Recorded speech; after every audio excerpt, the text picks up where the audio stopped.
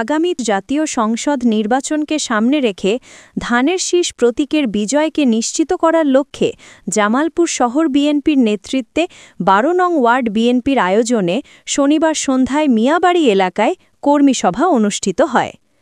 জামালপুর প্রতিনিধির তথ্যচিত্রে দেখুন বিস্তারিত।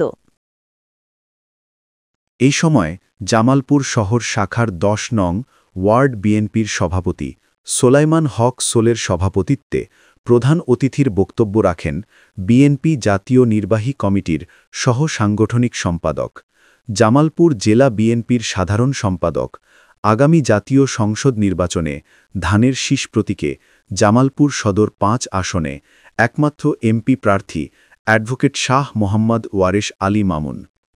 গুম করলেন, টেহালুট করলেন, মানুষের উপর অত্যাচার করলেন, জুলুম করলেন, জমি দখল করলেন, দর্শন করলেন, যত অপকর্ম আছে সব কইয়া খালি ইলেকশনের দিন জামাত ইসলামের দালিপাল্লাত ভোট দিবেন, আপনি বেঁচে গেলেন। এটা কি ইসলাম সমর্থন করে? ইসলাম কখনো সমর্থন করে না। দাড়িপাল্লা জামাত ইসলামের প্রতীক, যে দাড়িপাল্লা জামাত ইসলামের প্রতীক সেই দাড়িপাল্লা ইনসাফের প্রতীক না। যে দাড়িপাল্লা জামাত ইসলামের প্রতীক সেই দাড়িপাল্লা ইসলামের প্রতীক না।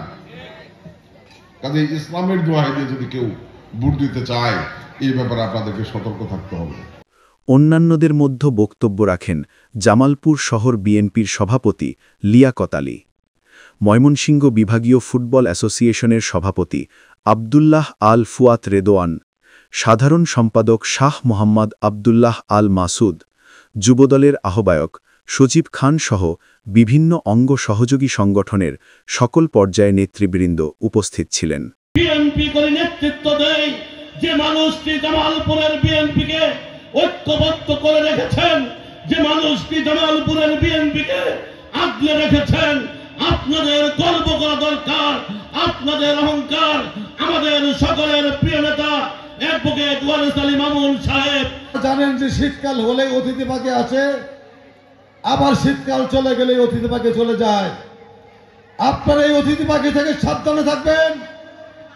অতিথি পাখি আসে আর যায়, কিন্তু মামুন ভাই আমাদের ১৭টি বছর আমাদেরকে যেভাবে লালন পালন করেছেন, যেভাবে ছায়া দিয়েছেন, যেভাবে সহযোগিতা করেছেন, সেটা আর কোনো নেতার মধ্যে আমরা পাই নাই।